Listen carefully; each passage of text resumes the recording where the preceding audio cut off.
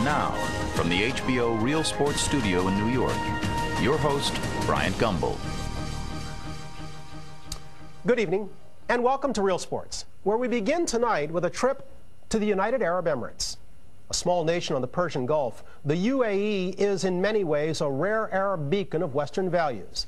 It's an American ally with a burgeoning capitalist economy and an increasingly international outlook, as evidenced in sports by the all-star field it annually attracts for golf's Dubai Classic. But for all its 21st century progress, the UAE is also home to a sinister remnant of another time, a time when people were bought, sold, and kept as slaves. As Bernard Goldberg reports, it's all being done in the name of sport. It's a clear morning in the Arabian desert, a good day to go to the races. Camel racing is the national sport here in the United Arab Emirates, the favorite pastime among the fabulously wealthy sultans who run this country. If horse racing is the sport of kings, this is the sport of sheikhs. You can't shoot footage like this anymore in the Emirates. These shots were taken a couple of years ago, before the sheikhs barred outside cameras from the races. And exactly what is it they don't want you to see? Well, take a look at the jockeys. They're not grown men like in American horse racing, but small boys. The smaller the boy, the faster the camel. And they're not locals either, but foreign boys, brought here by smugglers in the human cargo business. Many of these boys have been kidnapped from their homes in Pakistan and Bangladesh. Others simply bought from their desperately poor families for as little as $500, so they can race for the pleasure of the sheikhs, who bet money, cars, even gold on the races. There's a word we've heard for boys like these, a word you don't normally hear in the 21st century. Are these children slaves? Definitely. Definitely. Why not?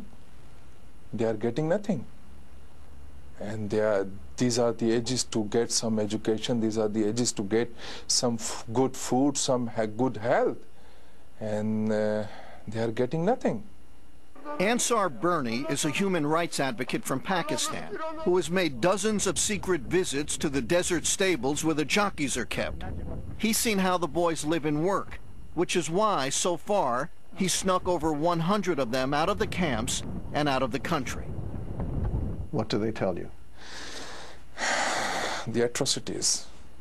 They will say, please take us away from here. Take me with you. Take wherever you would like. Take me from here. This is a story about child slavery that the sheikhs who rule this land say does not exist. The United Arab Emirates, or UAE, is a small oil-rich kingdom overlooking the Persian Gulf. And on paper, they don't have child camel jockeys here anymore. In 1993, under pressure from the West, the sheikhs banned the use of jockeys under 15 years old and 100 pounds, a ban they reinforced in 2002. But that's only on paper. When we began investigating this story a few months after the latest ban, an early morning trip to the races revealed young boys everywhere. They were getting ready to race until the authorities spotted the camera crew. Then it became clear that the only ban the police were enforcing here was the one on cameras. Cancel. No. علي من الشرطة هنا موجود خلونا من خلونا على كيفه هو عيال يصور يصورون براحتهم عيال ايش حق واقفين هناك يصورون الباص لا شال شريط خلى مخبى شال شريط خلى مخبى منو هذاك عنده ريال. So to find out just what was going on in the world of camel jockeys, Real Sports took a trip into the Arabian desert. We went with Ansar Bernie as he visited the camel tracks and stables, plotting his next rescue. Bernie and his wife Shaheen took our British cameraman David Higgs, outfitted with a hidden camera, for a 2-week trek through the UAE. The trip began at a training session at the country's main track, where there were no photography signs everywhere. So it's quite clear that what is happening here is something that they want to take place in secret. And just beyond the signs were the boys. Hello. You're a tiny little one. You're all right. One by one, boys as young as 3 years old were strapped onto the camels to begin their practice runs. They were training in 110-degree heat, riding into the finish area, then running into trucks to go back to the starting line all over again. Every jockey we met was very young and a world away from home. Bangladesh. He's from Bangladesh. Right. Does he know how old he is? Kitne saal ke ho? He doesn't know. We asked one of the trainers how he felt about the work these boys do.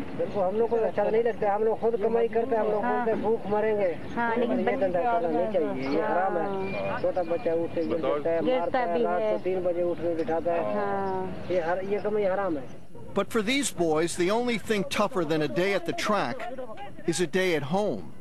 Just down the road from the palaces of the sheikhs are the desert camps where the boys are kept. These camps are quite a bit more like a prison camp than a place for children. The camps often have no furniture and no electricity, but they do have plenty of barbed wire, just in case the boys get any ideas. And behind the locked gates, you can see them doing every kind of dirty work. So he's clearing up the camel dung. When we met Salim, a camel jockey since he was just 3 years old, he was boiling tea for his masters. Boys like Salim, we were told, are virtually starved to keep their weight down for racing. Oh, they can't take anything, only this biscuit and water and nothing. This trainer agreed to tell us about how the boys are treated. We're hiding his face to protect him from possible repercussions. If a boy grows above 50 pounds, the trainers decrease his food. And if he's already not eating, they make him work to lose weight. As for shelter,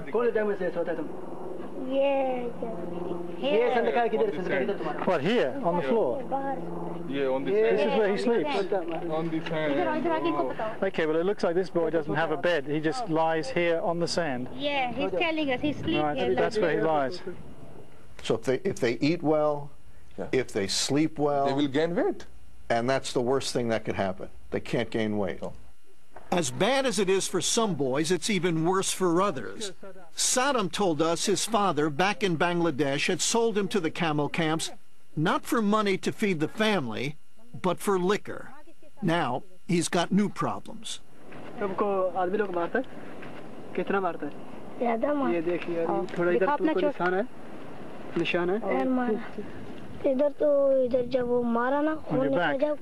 we see? Yes, cause when they hit him and he has loads of bleeding. Oh my goodness. Yes. और ये क्या है? ये चोट कैसे है? ये क्या लगा? हाँ. This one is Yeah. he pick him off the ground and throw him on the ground. It's how they keep the boys in line, the trainer told us, and he showed us just how brutal that training can be.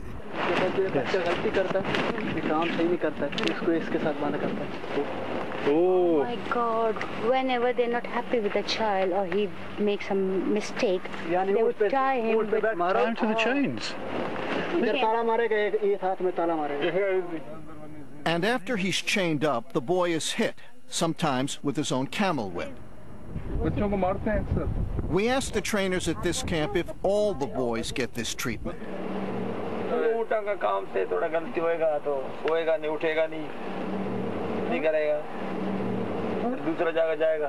Moments later, one of the boys showed up, and we asked him if he'd rather go home to his family. When this child first came, he was crying for his mother. So the owner said to the trainer, tie him up with rope. He would hit him and say, stop crying, there's no other option for you. Heading to the capital, Abu Dhabi, Ansar Bernie stopped off at the Pakistani embassy, where he learned of one boy who had been sent home just days earlier, in a box. Yeah, boy died last week. He's about 5 or 6. He fell down from the camel. So he was trampled by the camels. And we know, in fact, that he fell off the camel several times before eventually he fell off and was trampled to death. Before we left, we made a final unannounced stop and walked in on 3 trainers and a few small jockeys, all sleeping together. We were told that 2 of them are, quote, lovers. the big boy, Yes. was on the top of the young one. See, the trainers have sex with these kids, and these children know they don't have anyone with them to protect them. They will have sex with the kid, and then they'll tell him, listen here, you bastard. If you tell anyone, I will kill you right here. And it's all happening at camps and tracks run by some of the wealthiest people on Earth. The ruling families are in charge of the racing industry. Yes. They run the tracks. Yes. They own the camels. Yeah. Do they own the camps with us? Yes. But if the children are slaves, there's no escaping this. You're saying the rulers of the United Arab Emirates, the sheikhs, Yeah. are the slave traders. Sure. They are. Those who are doing it, they are involved in slave business. They are. The track where we found these boys is run by the royal family of Dubai, the richest of the Emirates. It's the playground of the Crown Prince, known around here simply as Sheikh Mohammed. He's one of the richest and most powerful men in the Middle East, a man whose love of racing stretches far beyond the Arabian desert. Horse racing fans know Sheikh Mohammed as the man who had entries in 4 straight Kentucky Derbies a couple of years ago. Closer to home, he's spent untold millions in pursuit of camel racing glory.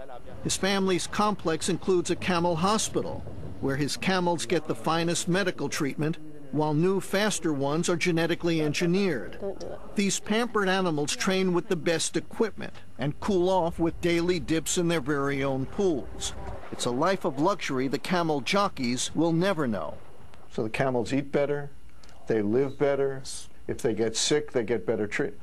Than the young boys. Yeah, because according to these sheikhs, these camels are very expensive, but not the human beings, not the children. Yeah, the boys are $500. Yeah, and the camels are in millions. And if you believe the sheikhs, everything we saw in the desert was just a mirage. Listen to the head of the Camel Racing Federation after the latest ban on child jockeys took effect in 2002. He made it sound like we'd have a better chance of finding a waterfall in the desert than finding an underage jockey in his country.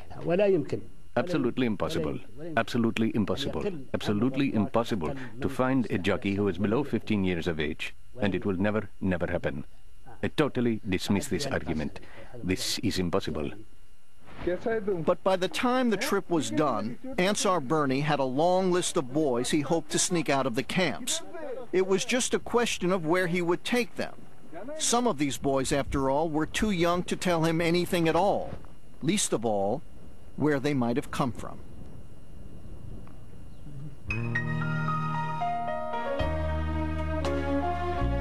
Bernie, UAE officials wouldn't speak with you, but I understand they sent you a letter? Yeah, we tried to talk to them. And for a while, they indicated they would talk to us, but then they just stopped returning our phone calls. But we did get a letter from them just a few days ago. And the letter basically says, we're against this kind of thing. It's against the law in our country.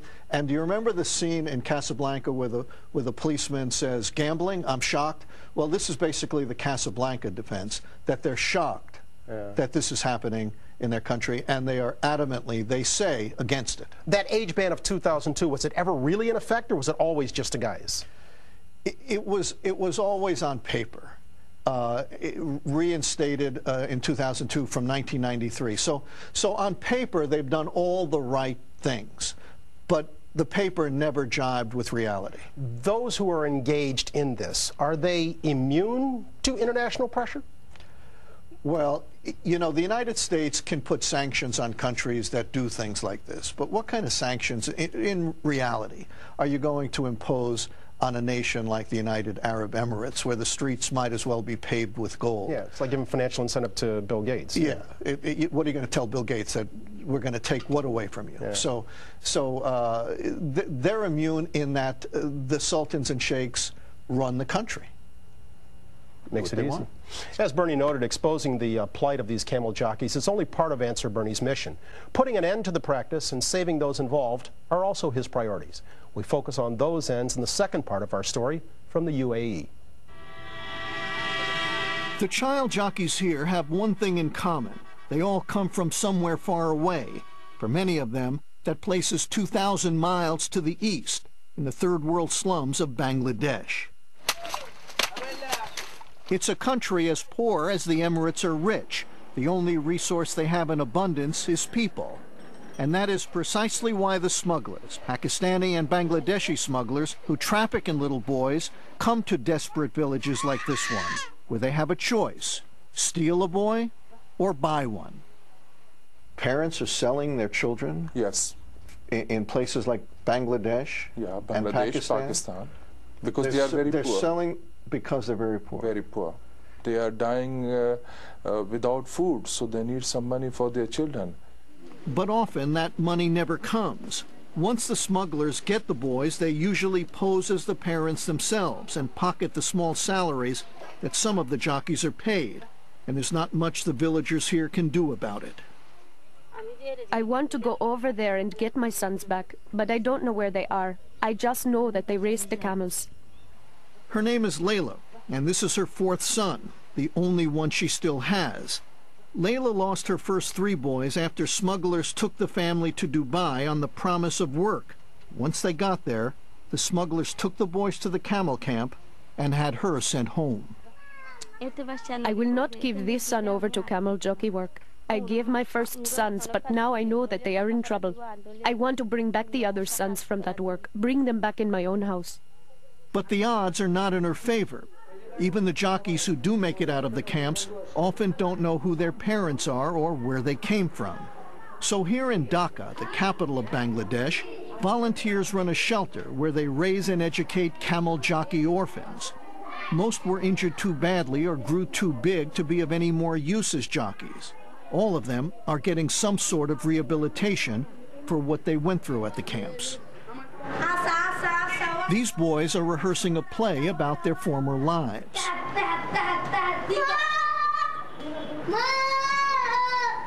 Other boys have other ways of coping with the memories. Here, the camels are racing. One kid falls from the back and the camera steps on the child. The child is yelling, "Save me." Shojib has lived here for years. He can't remember where he came from, but he'll never forget where he's been. I have this mark on my shoulder. The trainers burned it with a scalding iron rod, as I didn't prepare their meal properly because I was very sleepy. Places like this one are rare. Countries like Bangladesh and Pakistan are too poor and often too corrupt to come to the camel jockey's defense. That burden is left to richer, more powerful countries like the United States. The U.S. State Department, which monitors human trafficking, used to pressure the Emirates over the camel jockey issue. But that changed after the UAE restated its ban against child jockeys in 2002. Many countries are improving their anti-trafficking efforts. The United Arab Emirates is the first government to ban the use of underage, underweight jockeys in the camel racing industry. The State Department declared the problem all but solved, and just 4 months ago, in its annual trafficking report, the department hailed the UAE as a model for the region in its excellent protection of children from camel jockey work. So we asked Colin Powell's top deputy on human trafficking, Ambassador John Miller, to take a look at what we'd seen. When you look at that, what do you think? It's a very powerful video. And it is appalling that in this day and age, this kind of slavery goes on. And you don't run from the word slavery. No. If somebody is held against their will and they're put in these inhuman conditions, yes, we're talking about slavery, the slave trade. If that's the case, how does this department, how does the State Department issue a report that says that the UAE, United Arab Emirates, is a model for the region and they're doing excellent work in this area? That is completely, with all due respect, totally untrue. Listen, we don't apologize for having incomplete information. When we get new information, we use that information. This kind of visual evidence is the kind of evidence that we can follow up on. What about this? What is your answer to this? What is going on? Is this true? Isn't it true? If it's true, what are you doing about it? Impressive report. But the State Department's decision to back off the UAE a couple of years ago came around the time the administration was courting friends in the Gulf to help in the war with Iraq. That included heavy lobbying of UAE leaders, especially the man in charge of their military, Defense Minister Sheikh Mohammed, the very same Sheikh Mohammed who spends millions racing camels. Today, the UAE is a key staging ground for American forces in the Persian Gulf. And the fact that this is our staunchest military ally at a time when we need a military ally in the Persian Gulf, that has nothing to do with a report that says that they're doing so well in I'll this tell area? you, what has to do with the report is when you have 5 or 6 people covering the whole world. That has something to do with the report. But I will tell you this, when we get information from what I know of the President and the Secretary of State's feelings about the slavery issue, the fact that a government is a friend or an ally is not going to keep this government from speaking out, and it isn't going to keep me from speaking out. But Ansar Bernie decided not to wait for diplomacy. In August, 2 months after he'd taken us through the desert, he returned to the camps, hoping to sneak out as many boys as possible and take them back to their home countries. Whenever I saw any child in trouble, I saw my own child over there. And when you will feel that this is your child, you will sell your blood and you will try to help the boy. Is your life in danger? Sure it is. Sure it is. There are so many attacks on my home, at my office, at my vehicle. I received several telephone calls that you will be in problem, just stop it, and if you will try to rescue another children, you will be in trouble, and like this. So it's a risk on your life, but to save the children, you can take any risk. On his return to the Emirates, Bernie looked for some of the boys he'd already met, and he found this one in an Abu Dhabi hospital. His name is Shaquille, and he'd had his stomach split open after he fell off of a camel. Shaquille wasn't ready to leave the hospital, but working around the clock, Bernie and a few supporters found nearly 24 other boys. They were driven out of the camps and shuttled into different getaway cars. We rescued this boy, and we are just transferring him to another car. Yes. बस अब जो भी रास्ता मिले ना, रुकना कहीं नहीं है, बस ये अबू धाबी से फौरी हमने बाहर निकलना है बस. Bernie's team rounded up 23 boys in all Pakistanis, and took them to a safe house near Dubai. Inside, while volunteers prepared exit visas, the boys played, like little boys do, for the first time in years. For one of them, 7-year-old Nadim, who still bore the bruises of abuse, the rescue came not a moment too soon.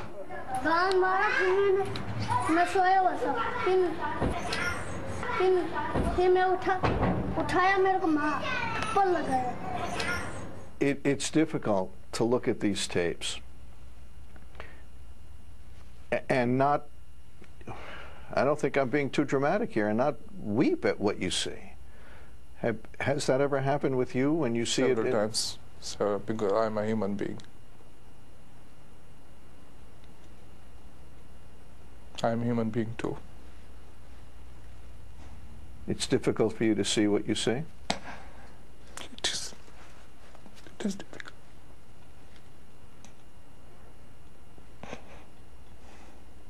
Sorry.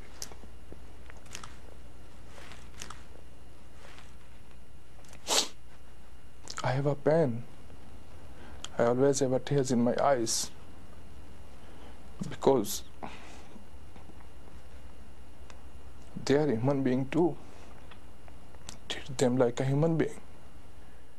Just days after the rescue, under the cover of darkness, Bernie took the boys to asylum at the Pakistani consulate. The next day, they were back in Karachi, where Bernie showed the boys their homeland for the first time in years. After working the phones and tracking down leads, he took some of them back to the villages they had left behind as toddlers. I don't want to save few children. I don't want to save dozens of children. I want to save all the children who are working on slave as child camel jockeys in a miserable, miserable condition. So I am asking the world to help me. Help me to stop it. Help us to stop it.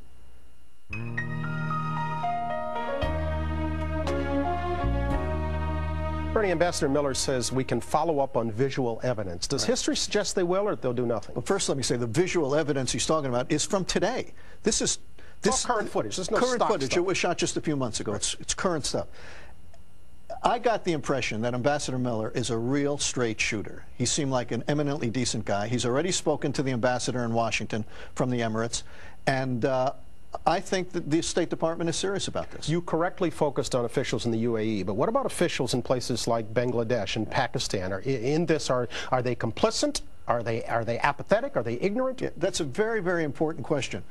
They send a lot of their adult workers to the UAE to work, and then they make money and send money home. For a desperately poor country like Bangladesh, if they make an issue of this, what happens if the UAE, and I'm saying what if the UAE says, don't send any of your workers here? So they don't do nearly as much as they might have if they were a wealthier country. Final note, Answer Bernie is asking the world to stop it. How? What might work? You know what usually works? Money usually works. The UAE is trying to become